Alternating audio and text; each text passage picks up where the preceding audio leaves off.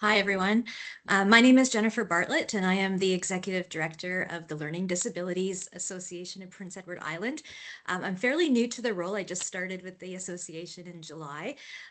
Just a little bit about myself. I was born and raised in Niagara Falls, Ontario, but I did my Bachelor of Education and Master's degree at the University of Calgary and ended up getting a job out in Calgary and worked there for 25 years as a teacher and then later as a strategist, helping new teachers make it through the first 5 years. I know there's statistics out there that 40% of new teachers in the first 5 years of teaching leave the profession.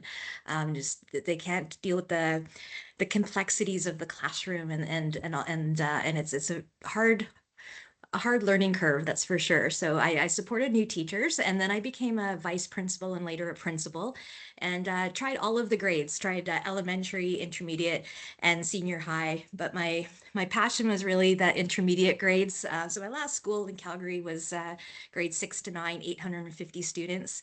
40% were ESL, and we had of the 850 students, we had almost 200 who had learning disabilities, and so um, my heart and my passion is with helping students with learning disabilities, and my wife and I ended up moving to the island a year ago, and I got the position as the executive director, and I'm loving this chapter of my life.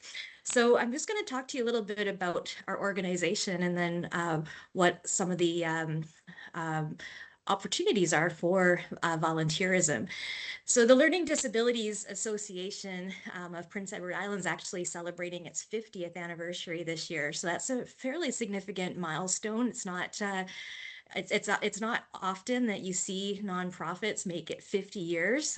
So there's definitely been a need on the island for a significant amount of time to support folks with learning disabilities of all ages. We are a chapter of the Learning Disabilities Association of Canada. So you'll find that the logo that you see in the PowerPoint there, if you do a Google search, you'll see the Learning Disabilities Association of North York and the Learning Association of Saskatchewan and so forth. We're in 9 provinces and 1 territory, and we're in more than 50 communities within Canada. The logo conveys the spirit of LDA, which is many people collaborating to support an individual. It truly does take a village to support. Why the need? 5.6% of individuals who are aged 15 and over have a learning disability. The prevalence in children is about 3.2%. Of course, there are a lot as well who are undiagnosed, and it does take a while sometimes to kind of to figure out what is happening with people. So there are a lot out there, probably a lot more out there who are undiagnosed. So the statistics are only people who have been diagnosed with a disability. So you can look at it as like 1 child in every school bus of children would have a learning disability. If we look at the numbers of children in Prince Edward Island, that would mean about up to maybe 5,000 students on the island would have some sort of a learning disability. So basically, learning disabilities are neurological disorders where someone has some struggles either storing or understanding or retrieving or communicating information. In this slide here, it just talks a little bit about what some of the learning disabilities are. So, dyslexia is kind of one that I think a lot of people know about around reading. There's dyscalculia, which is difficulty kind of processing numbers. Dysgraphia is about writing, and dyspraxia is kind of those occupational skills.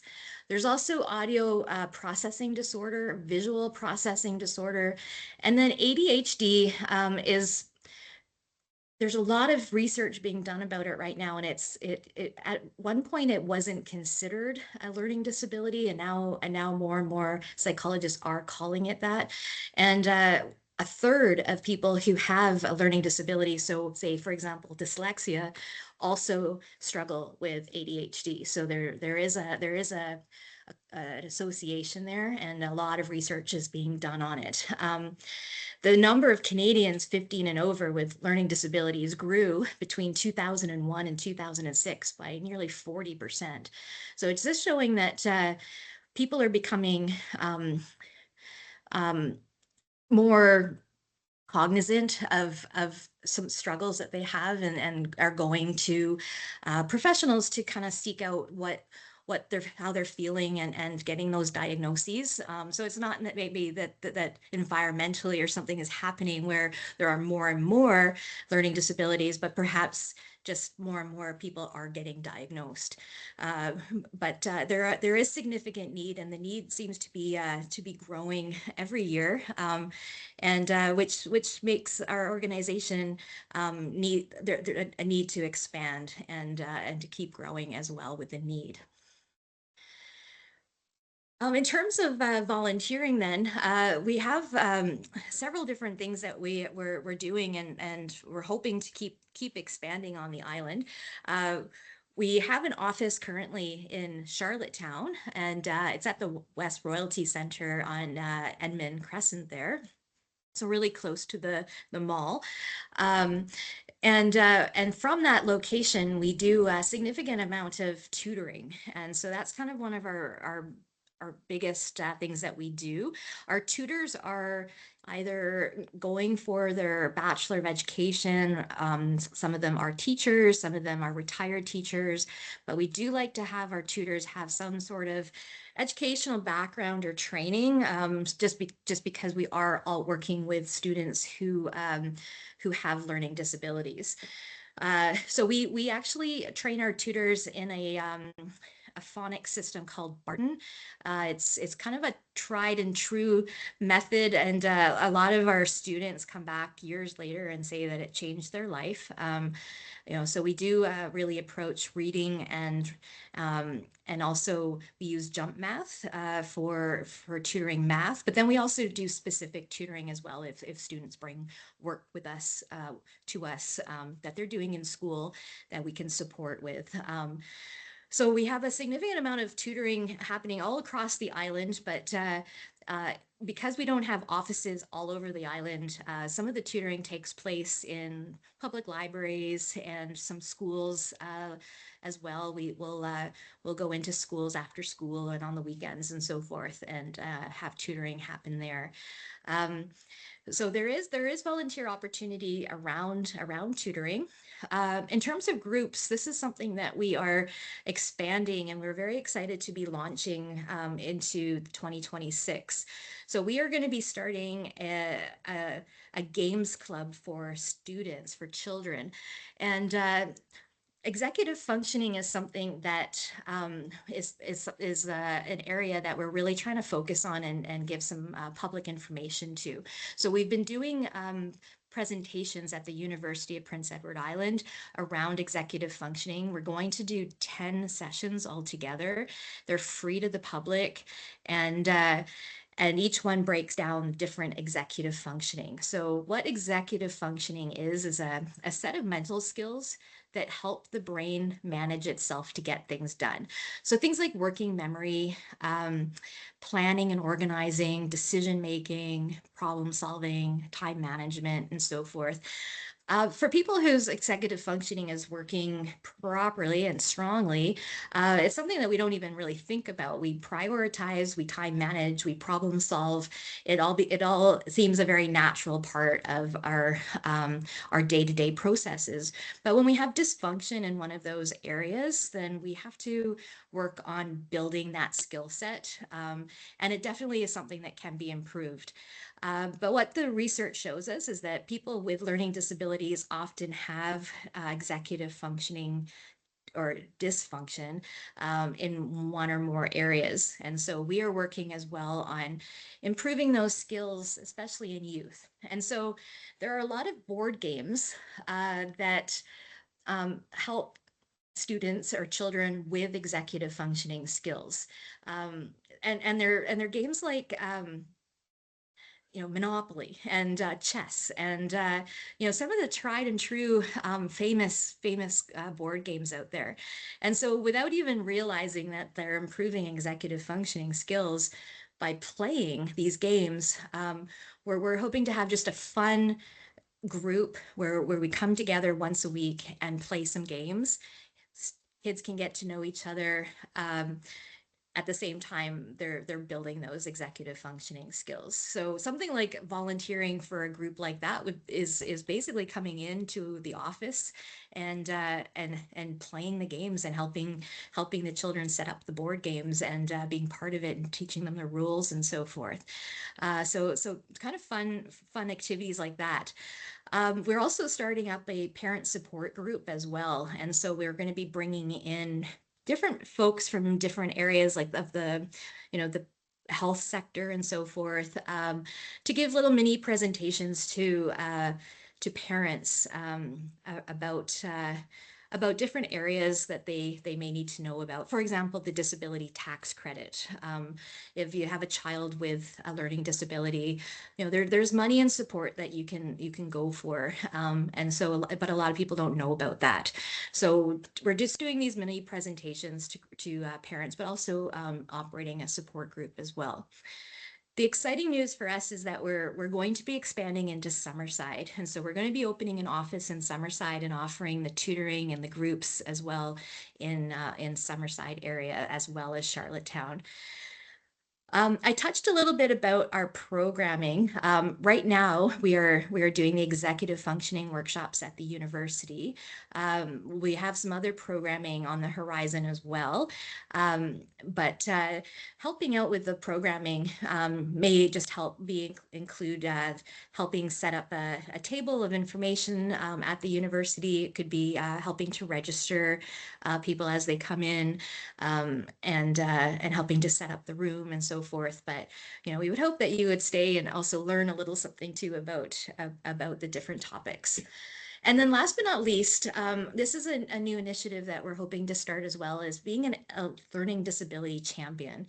So we're looking for people on the island who have learning disabilities and have had quite successful go of it. You might be in university, you might be working and thriving, and we want people to kind of talk to their experience of how they how they grew and became successful and thrived, and how they learned to live with the learning disability that they had.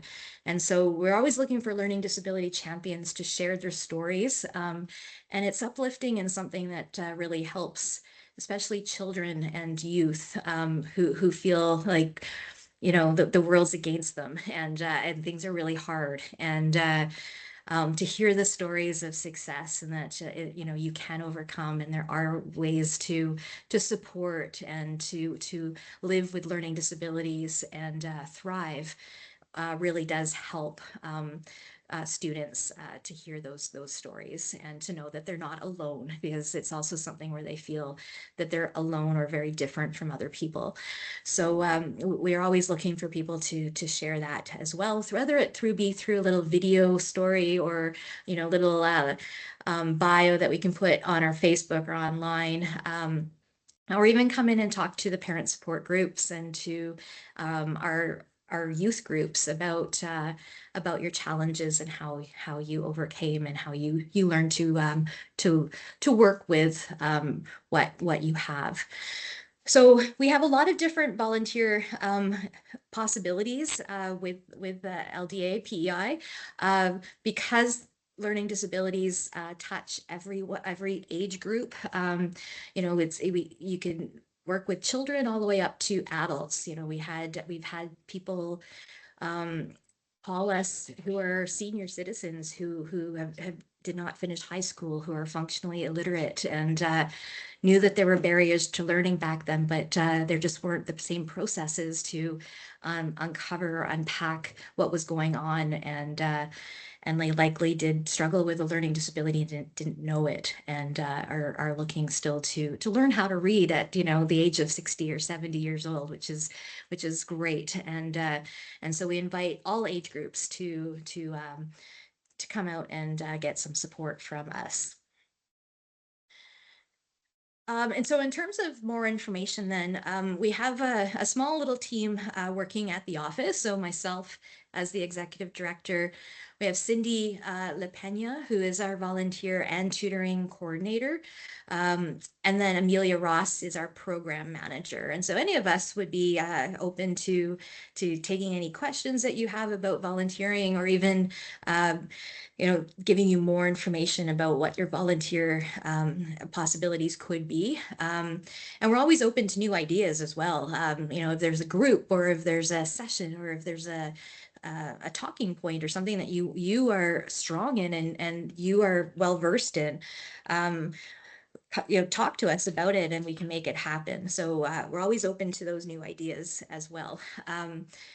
We have our phone number there at the bottom, but probably email is best to get in touch. And then our website, upei.ca. We also have information about volunteering on our website as well, with a little Google form that you can fill out. So lots of different ways to communicate with us around volunteering, and we certainly really thrive and work with our volunteers. Last but not least, we are a nonprofit organization, and we do have a board of directors. And so maybe it's something that you might consider volunteering as being part of the board of directors as well. And so we're always looking for new board members who have a wide range of experiences. So on our board right now, we have a lawyer, we have a psychologist, we have a resource teacher. We have someone who works in curriculum development at Holland College.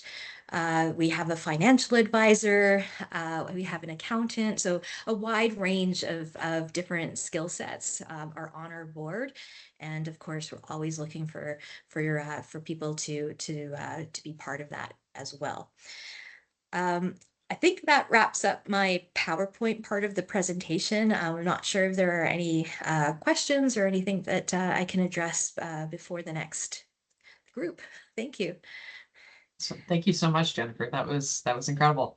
Yeah, if there's anything anyone has a question about, please feel free to raise your hand or pop it in the chat now. Okay, so one in the chat here says, "Hi, Jennifer. Thank you for presenting. I just wanted to ask if non-students can also apply for volunteering opportunities." Absolutely. Yeah, we have people from all walks of life volunteer. We have, like I said, retired teachers. But again, you don't even have to be connected to education. We have people on our board who weren't teachers or ever involved in education, but they want to help. We have parents of kiddos who have learning disabilities and so forth as well. But it takes a village, and it takes people that have patience and understanding and empathy. And so even, helping out at the Games Club, for example, there would be no required skills to be a teacher or anything like that. It's more just being there to support and make sure that the students have fun.